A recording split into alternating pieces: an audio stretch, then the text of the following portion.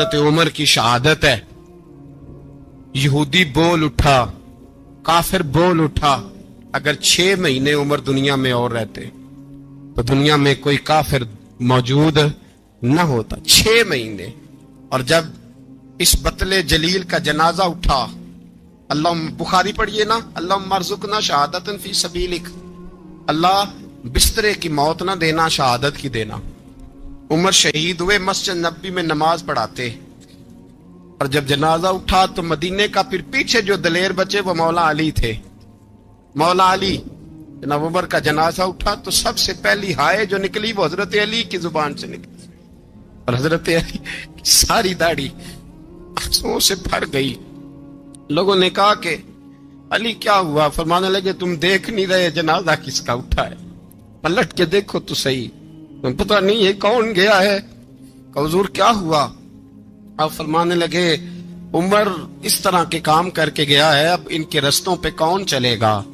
کون اس کے جگر راہ وفا میں نقش ایسے چھوڑ آیا ہوں, میں جس منزل سے گزرا ہوں وہ اب تک یاد کرتی ہے.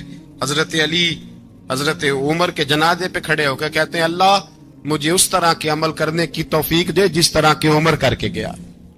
میرے بھائی, بطل عزیز, بطل حریت حضرت عمر رضی اللہ تعالیٰ عنہ, جو اپنی زندگی انقلاب والی گزار کے گئے.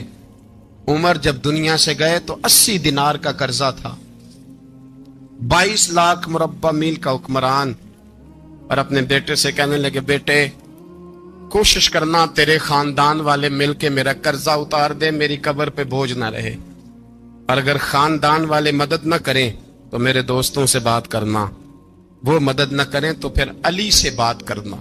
ان کا پیار آپس میں اتنا, اور تو اختلاف ثابت کر رہا ہے. 80 دینار کا قرضہ چھوڑ کر حضرت عمر دنیا سے گئے, اور جاتی دفعہ کہہ گئے میرے بعد میرے بچوں کو حکومت کے مشورے میں بھی شامل نہ کرنا, حکومت کے مشورے میں بھی میری اولاد شامل نہ ہو. اتنا بڑا شخص اتنا بڑا رنگ دے کے 1 محرم کو جب عمر فاروق کا وصال ہوا تو بیٹے سے کہنے لگے اماں عائشہ سے جا کے کہو میرا بھی نبی پاک کے روزے میں دفن ہونے کو دل کرتا ہے. ایک قبر کی جگہ ہے اماں جی نے اپنے لیے رکھی ہے, بخاری ہے بخاری. حضرت عائشہ کے پاس صاحبزادے گئے, کہنے لگے اماں جی عمر کو زخم لگ گیا ہے, حالت بڑی پریشانی والی ہے. وہ کہتے ہیں اگر اماں اجازت دیں. سید عائشہ رو پڑی, فرمانے لگی کہ اپنی قبر کی جگہ تو نہیں نہ کسی کو دیتا, پر عمر نے کمال ہی بڑا کیا. اسے کہو جاؤ گنبد خضرا میں قیامت تک جو مصطفیٰ پہ اور ابو بکر پہ سلام پڑے گا وہ تجھ پہ بھی سلام پڑھ کے جائے گا, جاؤ میں نے جگہ دی. اعلیٰ حضرت فاضل بریلوی رحمت اللہ علیہ فرماتے ہیں وہ عمر جس کے آداب شیدہ شکر, اس خدا دوست حضرت پہ لاکھوں سلام, اس خدا دوست حضرت پہ. آپ یقین کریں ممبر پہ بیٹھا ہوں, حضرت عمر کا جب نام لیتا ہوں تو میرے وجود کے رونگٹے کھڑے ہو جاتے ہیں. حضرت عمر کی زندگی جب پڑھتا ہوں تو لگتا ہے خدایا ایسے شخص بھی دنیا میں آئے. کہ حضرت عمر رضی اللہ تعالیٰ عنہ کا آج یوم شہادت ہے. میرا تو دل کرتا تھا کہ فجر سے باتیں شروع ہوں اور سارا دن ہی عمر کی باتیں ہوتی رہیں, سارا دن جناب عمر کی باتیں, سارا دن. اس لیے کہ ذکر جناب عمر کا ہوگا پر راضی اللہ کے رسول ہوں گے. میرے رسول پاک علیہ السلام سب کے لیے ہی دعا مانگتے ہیں نا, حضور کی دعا عام ہے, لیکن مصطفیٰ کریم نے کعبے کا غلاف تھام لیا اور غلاف کعبہ کو حضور نے سینے سے لپٹایا اور سینے سے چمٹا کے کہا اللہ میں نے تو کبھی سوال ہی زیادہ نہیں کیے, میں کرنے آیا ہوں, مجھے عمر دے دے, عمر دے دے. حضور نے مانگ کے لیا. اور پھر جب جس کو حضور مانگے اللہ سے, حضرت عوف بن مالک اشجعی ایک صحابی ہیں, حضرت عوف بن مالک رضی اللہ تعالیٰ عنہ فرماتے ہیں کہ جناب ابو بکر صدیق کا زمانہ تھا تو میں نے خواب دیکھا, میں نے خواب میں جناب عمر کو دیکھا, اور میں نے دیکھا کہ کوئی کہنے والا کہہ رہا ہے کہ عمر وہ ہے کہ اللہ کے رستے میں کوئی اسے جتنا مرضی برا بھلا کہے یہ پرواہ نہیں کرتا. کس کے رستے میں؟ بولے سارے. اس کا مطلب ہے اللہ کے رستے میں لوگ برا بھلا بھی. قرآن مجید نے کہا وَلَا يَخَافُونَ لَوْمَةَ لَائِمٍ, کچھ لوگ ایسے ہیں جو برا بھلا کہنے والوں کی پرواہ نہیں کرتے. اور دوسری بات میں نے یہ دیکھی کہ عمر خلیفہ بنے گا، اور تیسری بات میں نے خواب میں یہ دیکھی کہ عمر شہید بھی کیا جائے گا، عمر شہید بھی ہوگا۔ یہ میں نے 3 باتیں خواب میں دیکھی۔ فرماتے ہیں میں نے آ کے خواب حضرت ابو بکر صدیق کو سنائی، وہ خلیفہ تھے۔ وہ کہنے لگے ٹھہر جا، میں عمر کو بلاتا ہوں، اس کے سامنے دوبارہ سنانا، اس کے سامنے۔ فرماتے ہیں میں نے بلایا حضرت عمر فاروق کو، آ کے بیٹھے، خواب شروع ہوا۔ کہ ایک بات تو میں نے یہ دیکھی کہ آپ ملامت کرنے والے کی پرواہ نہیں کرتے، دوسرا آپ خلیفہ بنے گے۔ جناب عمر کہنے لگے چپ کر، ابو بکر کے سامنے ہی کہہ رہا ہے، چپ کر، خلیفہ کے سامنے ہی کہہ رہا ہے۔ تو حضرت ابو بکر صدیق کہنے لگے عمر اسے کہنے دو، مجھے لگتا ہے رب کی رضا یہی ہے کہ میرے بعد اگر مصطفیٰ کا منبر ملے تو عمر کو ملے، اسے کہنے دو، کہنے دو۔ حضرت عمر رضی اللہ تعالیٰ عنہ کو تیسری بات کہی۔ حضرت عوف بن مالک نے کہا آپ شہید کیے جائیں گے، میں نے خواب دیکھی ہے۔ نیک لوگوں کے خواب بڑی حد تک سچے ہوتے ہیں۔ کہا میں نے خواب دیکھی ہے۔ تو حضرت عمر کہنے لگے شہید تو دلیر لوگ ہوتے ہیں، شہید تو دلیر، جسے سارا زمانہ دلیر کہہ رہا ہے وہ اپنے بارے میں کیا کہہ رہا ہے؟ کہتے ہیں شہید تو دلیر، میں تو کاہل سا آدمی ہوں، سست آدمی ہوں، میں تو اتنا کام ہی نہیں کرتا، تو یہ خواب تو نے جو دیکھا ہے نا پھر سے دیکھنا۔ تو ابو بکر صدیق فرمانے لگے عاجزی نہ کر، انکساری نہ کر، تو جو کہہ رہا ہے ٹھیک کہہ رہا ہے، لیکن مجھے سن کے شکر بھی ہوا ہے اور افسوس بھی ہوا ہے۔ افسوس اس بات کا کہ تیرے جیسا بطل عظیم چلا جائے گا، اور شکر اس بات کا کہ رب تجھے زندگی بھی اعزاز والی دے گا، اور شہادت کی موت دے کے اللہ تجھے موت بھی عزت والی عطا فرمائے گا۔ اللہ موت بھی تجھے عزت والی دے گا، تجھے کاہلوں جیسی موت اللہ۔ حضرت فاروق اعظم رضی اللہ، او بھائی یہاں تو اس زمانے کا سب سے بڑا مسئلہ پروٹوکول ہے۔ ہم چھوٹے طبقے سے لے کر بڑے سارے پروٹوکول کے قائل ہیں، پر حضرت عمر رضی اللہ تعالی، حضرت عمر کی سادگی اور پھر جناب عمر کی عاجزی، جب انسان اپنے اوپر سوار کر لیتا ہے نا، سوار کر لیتا ہے، میں بدکار پرانا خادم، کسے در ملی نٹ ہوئی، تے واصف یار نے نظر جو کیتی تے واصف ہی ہو۔ میں اکثر سوچتا ہوں حضور نے جہاں بھی کہا نا، فرمایا میرے بعد نبی ہوتے تو خطاب کے بیٹے عمر ہوتے۔ حضور نے فرمایا عمر جس رستے سے جاتا ہے شیطان وہ رستہ بدل جاتا ہے۔ نبی پاک صلی اللہ علیہ وسلم نے فرمایا میرا عمر وہ ہے کہ اس کی زبان پر حق جاری ہے۔ حضور علیہ الصلوۃ والسلام نے فرمایا 950 سال حضرت جبریل میرے عمر کی شان بیان کریں تو ان کی عظمت ختم نہیں ہوتی۔ 950 سال جبریل عظمت بیان کرے تو ختم نہیں ہوتی۔ یہ بات ہے حضرت عمر کی، اور فرمایا عمر ابو بکر کی نیکیوں میں سے ایک نیکی ہے، یہ شان ہے اب عمر فاروق رضی اللہ تعالیٰ عنہ کی۔ حضور نے فرمایا میرے بعد نبی ہوتے تو عمر ہوتے، جس گلی سے عمر آئے شیطان رستہ بدل جائے۔ میرے عمر فاروق کی شان 950 سال بیان ہو تو ختم نہ ہو۔ عمر کی زبان پر اللہ حق بیان کرتا ہے، جو عمر کہتا ہے وہی رب کر دیتا ہے۔ حضور ساری زندگی فضیلتیں بیان کرتے رہے، عمر جواب میں کیا کہتے ہیں؟ کوئی بتائے نا کہ یہ والی حدیثیں کبھی عمر نے بھی روایت کی ہوں کہ حضور نے میرے بارے میں یہ کہا ہے۔ یہ روایتیں وہ روایت نہیں کرتے، ان سے جب لوگ کہتے عمر تیری بڑی بات ہے تو عمر رو پڑتے، کہتے میں تو اونٹ چرانے والے باپ کا بیٹا ہوں، میں تو اونٹ چرانے والے باپ کا بیٹا، اونٹ چرا۔ اس سے آگے عمر گئے ہی نہیں ساری زندگی، اس سے آگے لفظ ہی نہیں ادا کی۔ اور میں تو بھائی اونٹ چرانے والا، میرا باپ تو اونٹ چرایا کرتا تھا، 10 اونٹ تھے، میری ڈیوٹی ہوتی تھی، سنبھالے نہیں جاتے تھے، ابا ڈنڈوں سے مارتا تھا۔ ساری زندگی عمر حج کرنے گئے، ایک خشک تنا کھجور کا عمر فاروق رضی اللہ تعالیٰ عنہ نے اس کو اپنے کلاوے میں لیا، رونے لگے۔ لوگوں نے کہا عمر کیا ہوا؟ فرمانے لگے یہاں میں اونٹ چرایا کرتا تھا، یہاں میں اونٹ چراتا تھا، 10 اونٹ سنبھالے نہیں جاتے تھے۔ دیکھو رسول اللہ کی شان، آج ساری امت چلانے کا طریقہ عطا فرما دیا ہے، ساری نظریے سے پیار۔ یار پیسہ کس کو برا لگتا ہے؟ سارے صحابہ مل کے آئے، کہنے لگے عمر فاروق سے کہنا ہے نبی پاک کے زمانے میں تو ظاہراً غربت تھی، ابو بکر کے دور میں بھی غربت تھی، اب تو بڑا محال ہے۔ عمر سے سفارش کرو کہ عمر نیا کرتا پہنا کرے. ملکوں کے سفیر آتے, عمر وہی پھٹی پرانی چادر اوڑھ کے اور وہی کئی جگہ پہ پیوند لگے سوٹ پہن کے سفیروں کے سامنے بیٹھ جاتا ہے. عمر کو مشورہ دو, طے ہو گئی بات. سب نے جب مشورہ دے لیا تو سارے کہنے لگے یہ بتاؤ شیر کی مونچھ کو ہاتھ کون لگائے گا؟ کہنا کس نے ہے؟ بندہ بھی تو ڈھونڈو نا. نے کہا جناب میرا یہ خیال ہے کہ مولا علی شیر خدا کہیں گے, کیونکہ جس شخص کی عمر کو سب سے زیادہ حیا کرتے دیکھا وہ شیر خدا مولا علی ہے رضی اللہ تعالی. علی کہیں گے اس لیے کہ جناب علی تو کئی دفعہ جب گفتگو کرتے تھے تو حضرت عمر چپ کر جاتے تھے اور فرماتے تھے علی نہ ہوتا تو میں ہلاک ہو جاتا. تو کہا علی سے کہو. جناب علی شیر خدا کو بلایا. کس کام کے لیے جی؟ اللہ اکبر.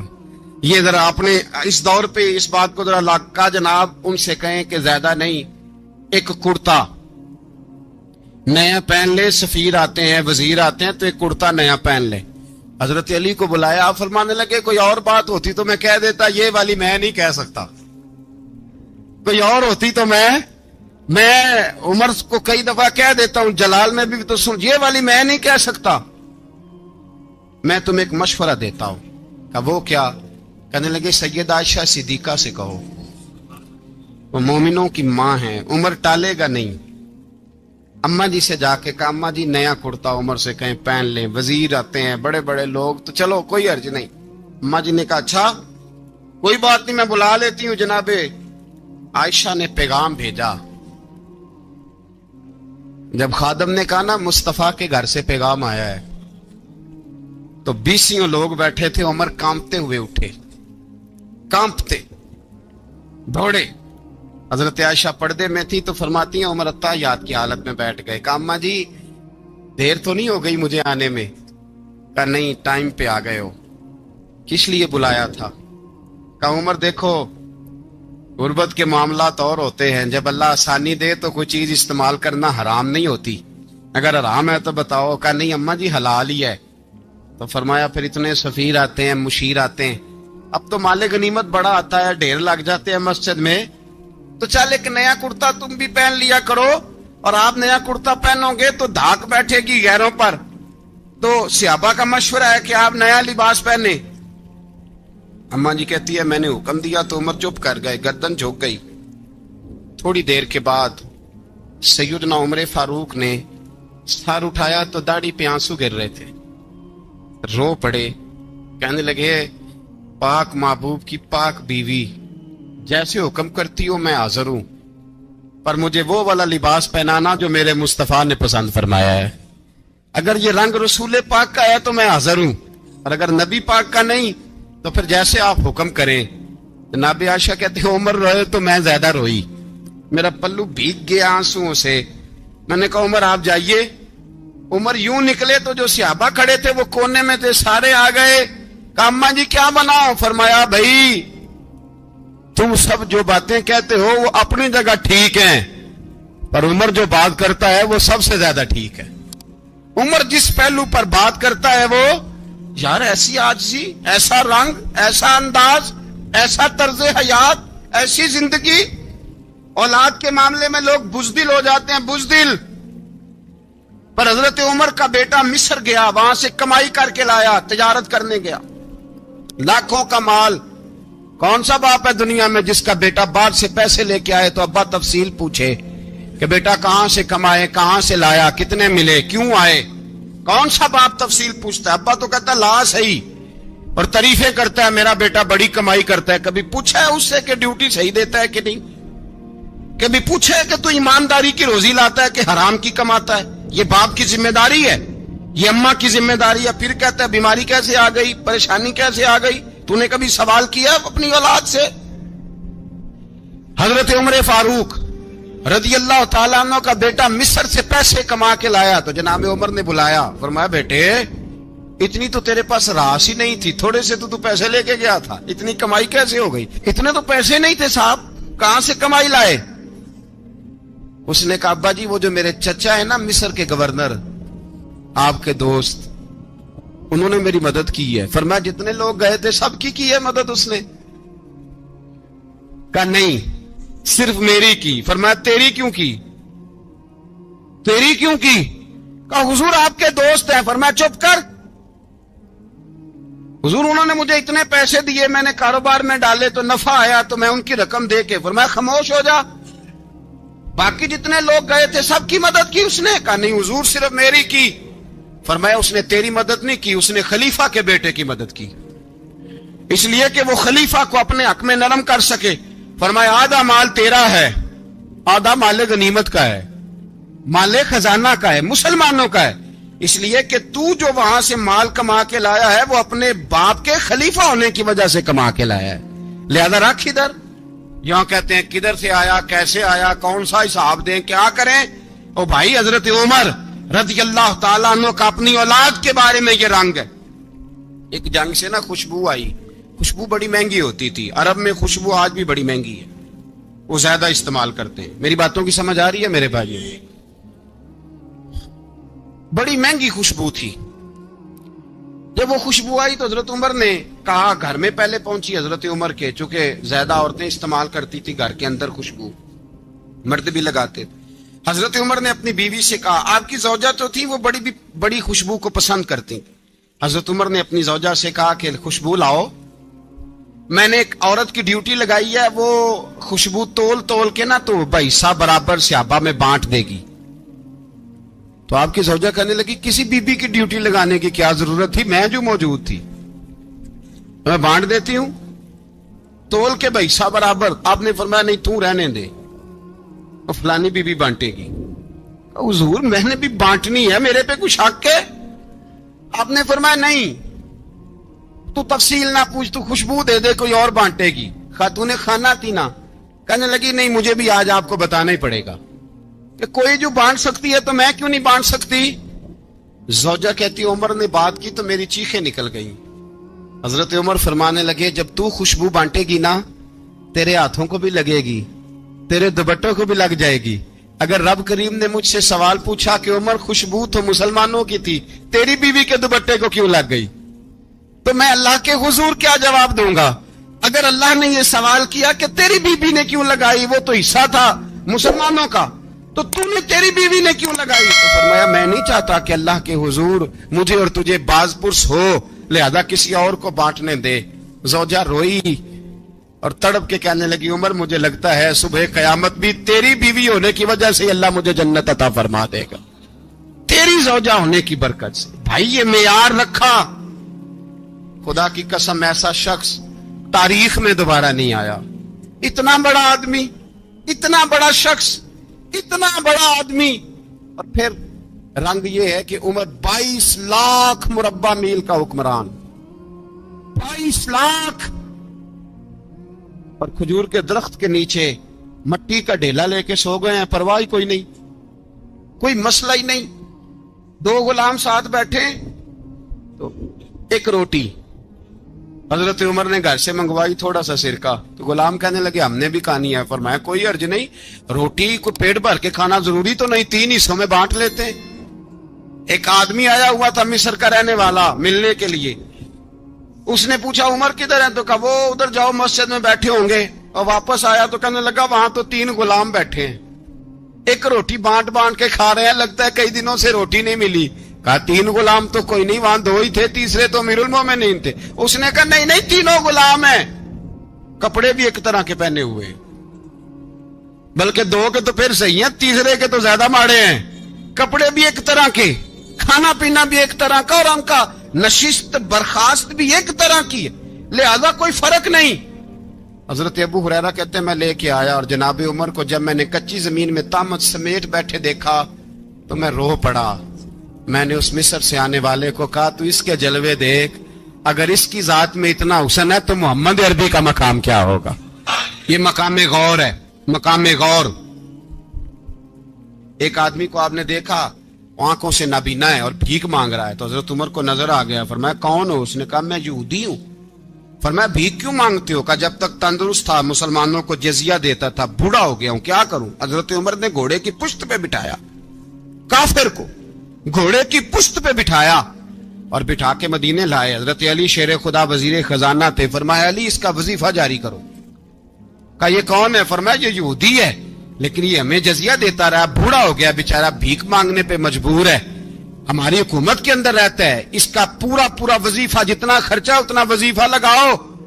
حضرت علی کہتے ہیں میں وظیفہ لگا رہا تھا اور وہ میرے نبی کا کلمہ پڑھ رہا تھا، وہ رسول اللہ کا کلمہ پڑھ رہا تھا۔ یہ مزاج، یہ نہیں کہ کافر۔ حضرت عمر نے گورنروں کو خط لکھے تھے کہ زبردستی کسی کو مسلمان نہیں کرنا، جہاں ان کی عبادت گاہیں بنی ہو گرانی نہیں، کوئی مندر کوئی گرجا ضائع نہیں کرنا۔ بات دور نکل جائے گی، اور میں اپنے مضمون پہ رہتا ہوں۔ اہل بیت کا پیار اگر سکھایا ہے تو جناب عمر نے سکھایا ہے رضی اللہ تعالی عنہ۔ امام حسن ملنے، آپ یقین کریں میں جب اس واقعہ کو پڑھتا ہوں تو میرا دل جھوم جاتا ہے۔ میں کہتا ہوں یار ڈاڈا ہونا اپنی جگہ پہ، عشق ہونا اپنی جگہ پہ، انسان کا باوقار ہونا اپنی جگہ، جہاں کھڑے ہونا تھا وہاں یہ کھڑے ہوتے تھے، اور جہاں جھکنا تھا وہاں یہ ان لوگوں میں اقبال نے کہا تھا تیری نگاہ ناز سے دونوں مراد پا گئے، عقل غیاب و جستجو، عشق حضور و اضطراب۔ جہاں اگر آیا ہے سامنے کیسر و کسرا تو عمر جیسا دلیر کوئی نہیں، اگر سامنے آیا ایران کا بادشاہ تو عمر جیسا تگڑا کوئی نہیں، اگر آیا ہے سامنے غسان کا بادشاہ تو عمر جیسا عادل کوئی نہیں، لیکن اگر علی کا بیٹا آیا ہے، اگر فاطمہ کے لال پارے آئے ہیں تو پھر فاروق اعظم سے جیسا محب کوئی نہیں، پھر ان سے جیسا پیار کرنے والا کوئی نہیں۔ اندر بیٹھے ہیں جناب عمر، اندر تنہائی میں کچھ وزیروں سے گفتگو ہو رہی ہے، میٹنگیں جاری ہیں۔ آپ کے بیٹے ملنے آئے جناب عبداللہ ابن عمر، ابا جی ملنے آئے، بات ٹھہرو بات کر رہا ہوں، کوئی نہ اندر آئے۔ صاحبزادہ باہر کھڑا ہے، تھوڑی دیر گزری تو امام حسن بھی آ گئے۔ کون آئے؟ آپ کو اجر ملے گا امام صاحب کا نام لینے سے، وہ سردار ہیں جنتیوں۔ کون آئے؟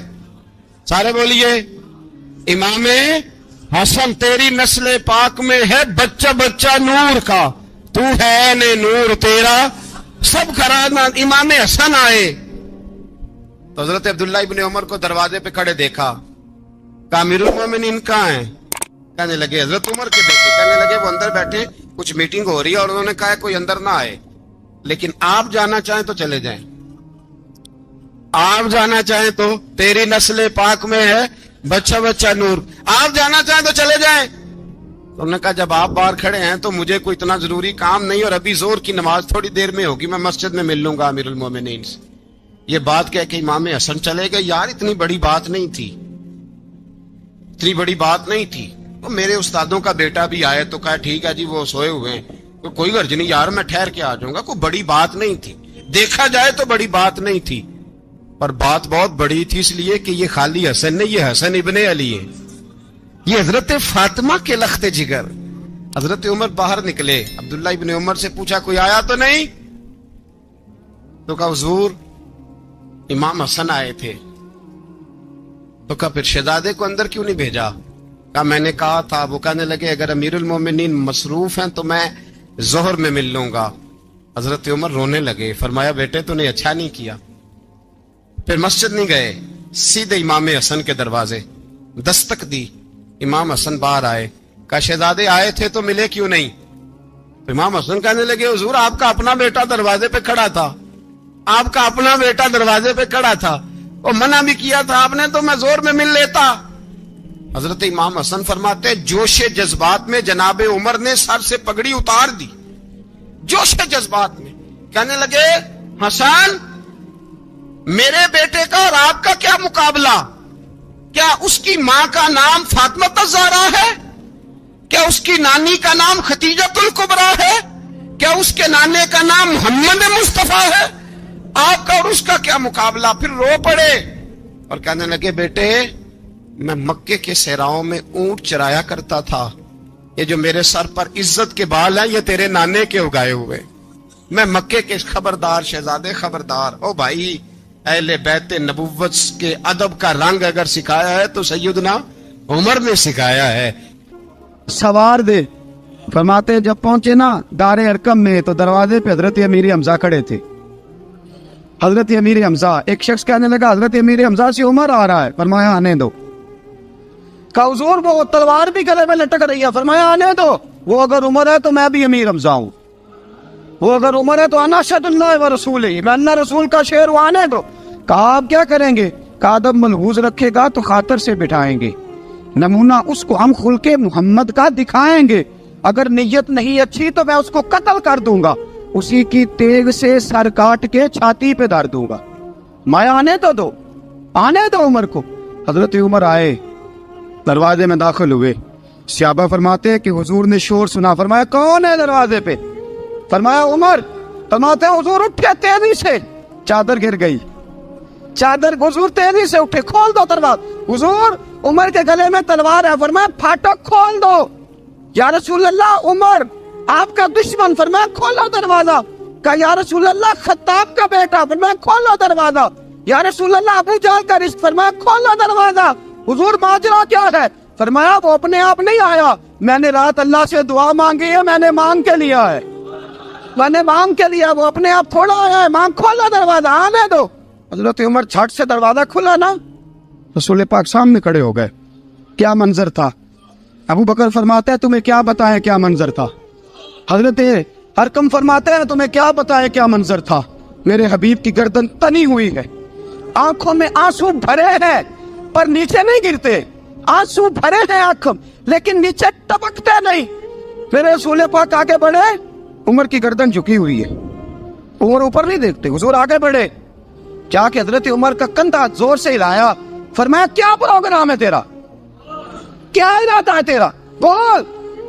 हजरत फारूक आजम आंख यूं उठा के कहने लगे सोने बस अब कलमा पढ़ने का इरादा है, सोने कलमा पढ़ने का। सहाबा फरमाते हैं पता नहीं क्या हुआ, पता नहीं, हुजूर का इतना जोश हमने कभी नहीं देखा, नबी पाक को नारा लगाते हमने पहले कभी नहीं देखा।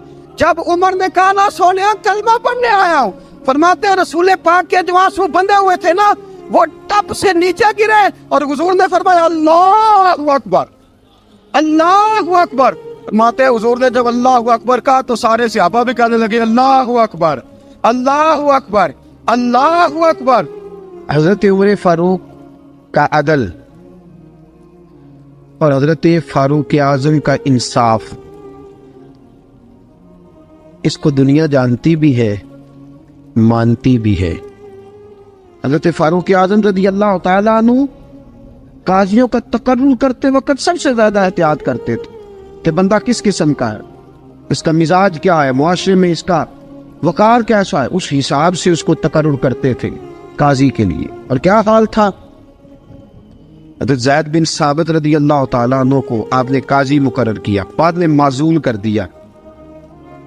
क्यों आपने माजूल किया है? तो हज़रत उमर कहने लगे उसकी वजह है, एक दिन एक शख्स ने हज़रत उबई बिन काब ने मुझ पर मुकदमा किया, हज़रत उमर पर मुकदमा कर दिया। तो फरमाते हैं कि मेरे सामने मैं देख रहा था, जब मैं अदालत में पहुंचा तो ज़ैद बिन साबित ने मेरा खड़े होकर इस्तकबाल किया, और जब मुदई आया है तो वो बैठे रहे हैं। तो मैंने कहा कि जब आप दोनों में मिलते वक्त इंसाफ नहीं कर रहे तो फैसले में कैसे इंसाफ करेंगे? आप इस काबिल नहीं कि आपको काजी बनाया जाए। माजूल कर दिया। अगर मैं बैसियत मुजरिम, बैसियत मुल्ज़म आया हूँ, अगर आपने मेरा खड़े होकर इस्तकबाल फरमाया तो फिर मुदई का तो ज्यादा हक बनता था। और हम पर इतराज है काफिर का, वो कहते हैं तुम अदल नहीं कर सकते। बोला आदमी है ना, वो देखता है आजकल के मुसलमानों को, आजकल के मुसलमानों को देख के राय कायम करता है। हम उसे कहते हैं हाँ, आजकल के मुसलमान ना देख, वो जिन्होंने डायरेक्ट नबी पाक की निकाह से फैज पाया था उन्हें देख। डायरेक्ट जो रसूल पाक की निकाह के फैज याफ्ता थे, अदल व इंसाफ से भर दी दुनिया। हजरत फारूक आजम अमर बिन आस मिस्र के गवर्नर थे, हजरत फारूक आजम ने उन्हें मुतय्यन किया था। उनके बेटे का मिस्र में झगड़ा हो गया किसी आम आदमी के साथ, गवर्नर के बेटे का। और गवर्नर के बेटे ने उस मिस्री को, एक आम आदमी को दुर्रे मारे। तुझे पता नहीं मैं गवर्नर का बेटा हूं? मिस्री ने क्या किया, घोड़े पे बैठा सीधे मदीने आ गया, सीधा मदीने। हजरत फारूक आजम के दर दौलत पे पुश्त से कपड़ा उठाया, पुश्त से उसने अपने निशान दिखाए तो जनाब उमर की आंखों में आंसू आ गए। एक आम आदमी है, जानते कोई नहीं, तुम्हें रो पड़े, इतना जुल्म और मेरी सल्तनत में, कोड़े बरसे तेरी पुश्त पे, फौरन भेजा, जाओ बुला के लाओ। हज़रत अमर बिन आस अपने बेटे समेत आए, बड़ी अदालत है। हज़रत फारूक आज़म के लफ्ज, फरमाया इसको इसकी माँ ने आजाद पैदा किया था, तूने इसे क्यों गुलाम बना